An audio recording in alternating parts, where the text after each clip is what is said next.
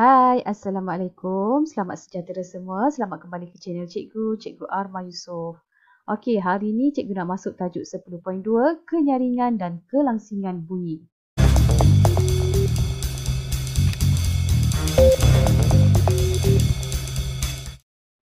Baik, apa itu kenyaringan bunyi? Kenyaringan ialah kekuatan bunyi.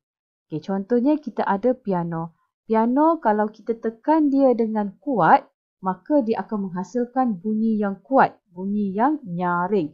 Tapi kalau kita tekan dia dengan lembut, dengan perlahan, maka dia akan hasilkan bunyi yang kurang nyaring. Okay, contoh dia yang ini, kita tekan dengan kuat.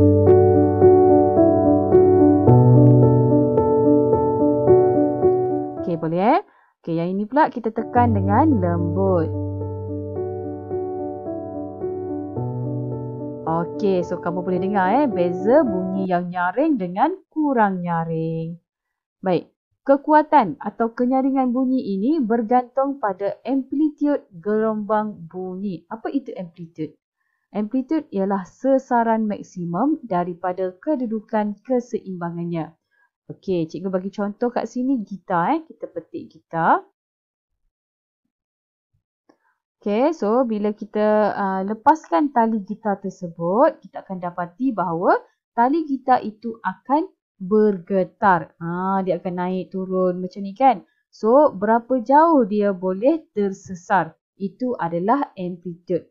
Okay, kalau kita petik dia dengan kuat, maka amplitude dia adalah tinggi. Okay, bunyi dia lebih nyaring.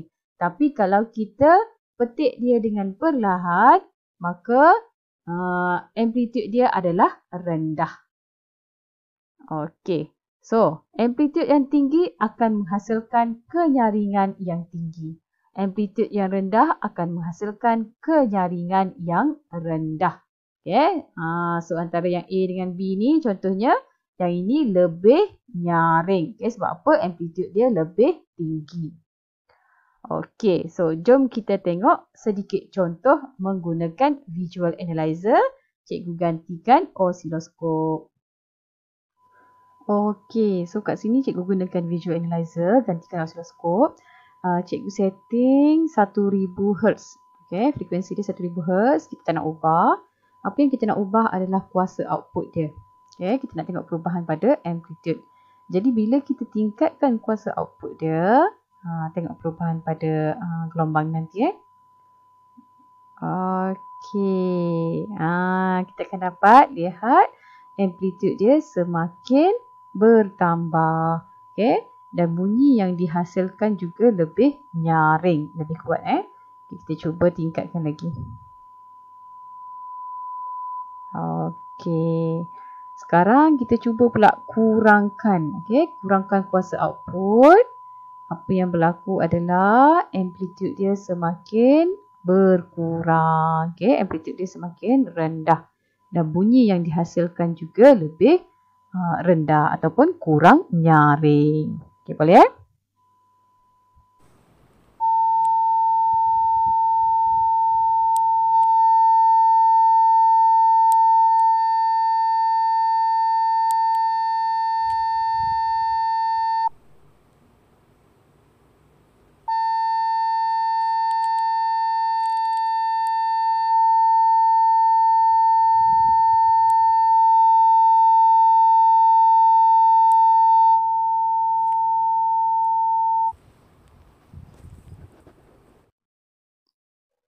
Okey, so cikgu teruskan pula dengan kelangsingan bunyi. Okey, kalau kenyaringan tadi dia bergantung pada amplitude, kelangsingan bunyi pula bergantung pada frekuensi gelombang bunyi yang dihasilkan. Apa itu frekuensi? Frekuensi ialah bilangan ayunan lengkap yang terhasil dalam satu saat. Okey, contoh dia, ini satu saat, satu saat, satu saat. Okey, contoh, katalah yang pertama ni, dia berjaya menghasilkan separuh-separuh, maksudnya satu ayunan lengkap. Okey, yang nombor dua ni pula, dia berjaya menghasilkan satu, dua. Dalam satu saat, dua ayunan lengkap. Yang ini pula dalam satu saat, satu, dua, tiga, 4. So dia berjaya hasilkan 4 ayunan lengkap. Maksudnya yang ini frekuensi dia lebih tinggi. Okay, sebab apa? Sebab lebih banyak bilangan ayunan lengkap yang terhasil dalam satu saat. Okay, boleh? Okey. So contohnya di antara tikus, tikus mendecit dengan lembu melenguh. Yang mana akan hasilkan bunyi yang lebih langsing? Yang mana agaknya? Kita dengar dulu bunyi tikus. Okey, so itu bunyi tikus. Seterusnya kita dengar bunyi lembu pula. Okey, so yang mana lebih langsing? Ya, bunyi tikus. Sebab apa? Sebab tikus menghasilkan bunyi dengan frekuensi yang lebih tinggi berbanding dengan lembu. Lembu bunyi yang dihasilkan adalah berfrekuensi rendah. Antara perempuan ataupun wanita dengan lelaki. Yang mana agaknya menghasilkan bunyi dengan frekuensi yang lebih tinggi? Jawapannya adalah perempuan. Perempuan frekuensi dia lebih tinggi, maka bunyi yang dihasilkan oleh perempuan lebih langsing. Contoh lain adalah jika kamu pernah main piano. Bahagian sebelah kiri piano, dia akan hasilkan bunyi-bunyi dengan kelangsingan yang rendah.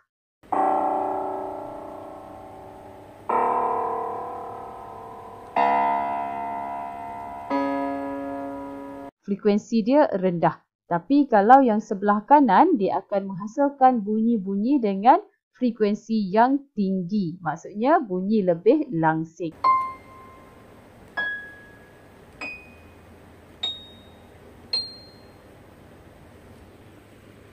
Seterusnya. Frekuensi berkurang, kelangsingan berkurang.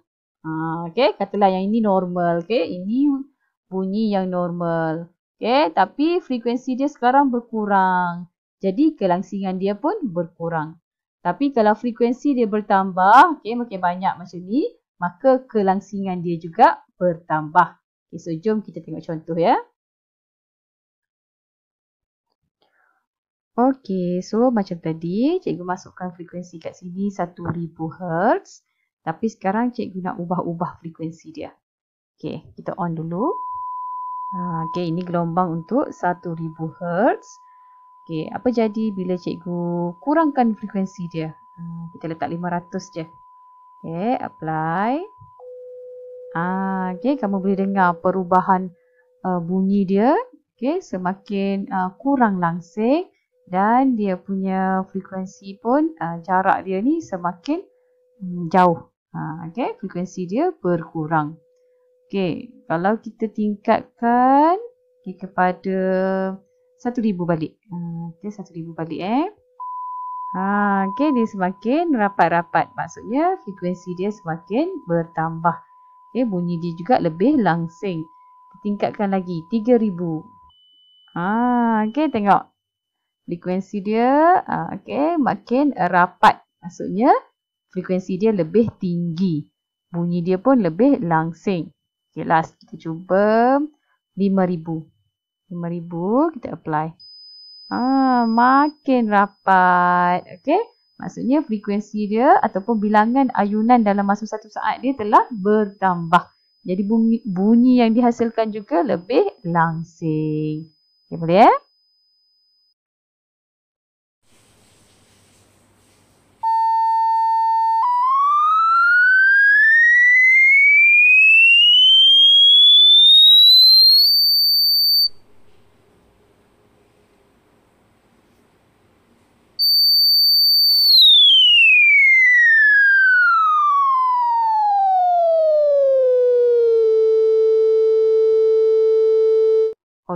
So kamu dah boleh bezakan hubungan di antara amplitude dengan kenyaringan serta frekuensi dengan kelangsingan. Sekarang kita nak tengok pula kesan Doppler.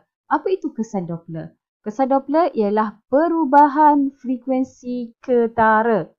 Frekuensi itu berubah disebabkan oleh pergerakan relatif sumber bunyi, pemerhati atau kedua-duanya?